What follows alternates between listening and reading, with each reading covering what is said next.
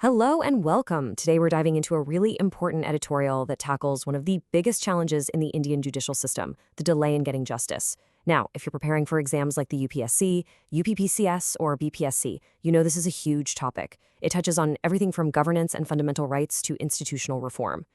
So let's jump right in. Here's our game plan for today. First, we'll look at the real human cost of this crisis. Then, we'll dig into the hard data. The numbers don't lie. After that, we'll break down the root causes, explore some potential solutions, and then we'll wrap it all up with the key facts you need for your mains prep and a practice question to test your understanding.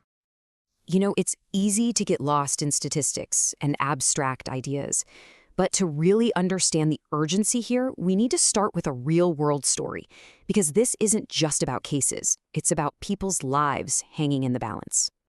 Just try to imagine that for a second. Your hearing is finally over. The arguments have been made.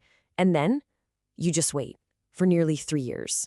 This very case from Jharkhand is what prompted the incoming Chief Justice of India, Justice Surya Kant, to issue some new directives.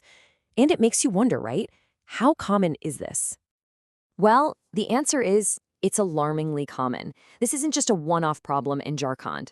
This practice of reserving judgments and then just letting them sit is happening in high courts all over the country. We're talking Uttar Pradesh, Madhya Pradesh, Delhi, Odisha, you name it. It's a systemic problem, and it really makes people lose faith in the whole system. Okay, so now let's talk numbers, because to really understand the scale of this crisis, you have to see the data.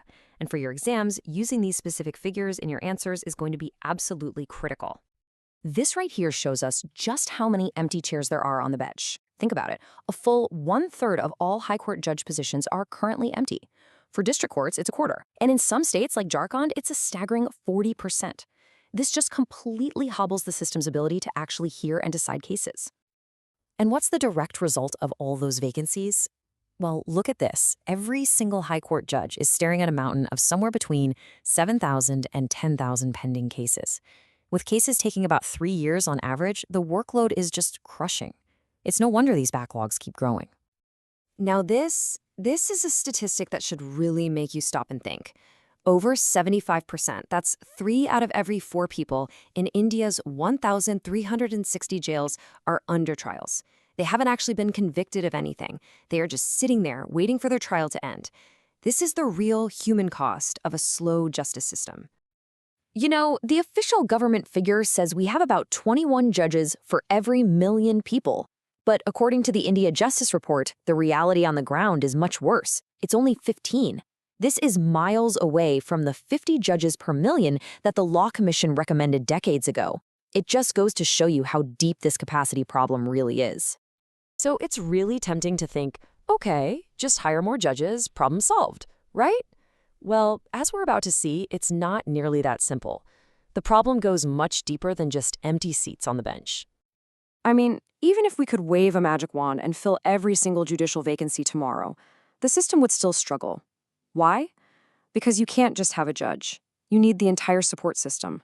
The courtrooms, the clerks, the stenographers, the data entry operators, and right now, there's a huge shortage of all of that. A judge can't work in a vacuum. Okay. And this is where we have to challenge a really common perception. Most people blame all the delays on the lack of judges. But a study from Delhi back in 2017 found something fascinating. A whopping 80% of delays were actually caused by lawyers. Things like asking for endless adjournments, not showing up to court, or filing documents late. This shows that everyone in the system needs to be held accountable. All right, so we've looked at the problem from a few different angles. We know it's complicated. So what's the way forward? How can we actually reform the system to make it both faster and more accountable? It all really comes down to this one key concept: judicial accountability.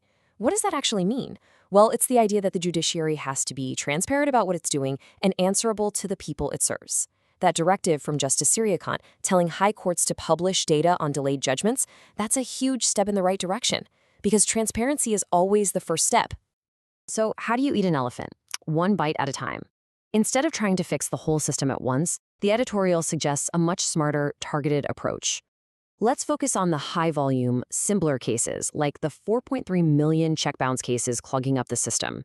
By using things like summary trials, fast-track courts, and better technology, we could potentially slash that specific backlog by 40% in just 5 years.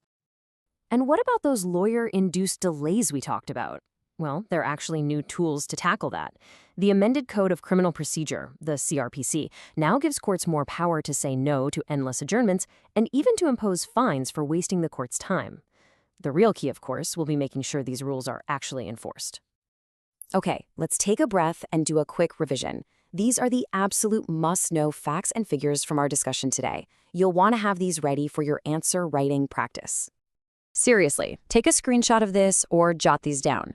When you use precise data in your mains answers, like saying over 75% of prisoners are under trials, or there's a 33% vacancy in high courts, it shows you really know your stuff and makes your arguments so much more powerful. And here's the framework for putting it all together. You have the root causes on one side. It's not just about vacancies, but also infrastructure and procedural issues. And on the other, you have a set of comprehensive solutions.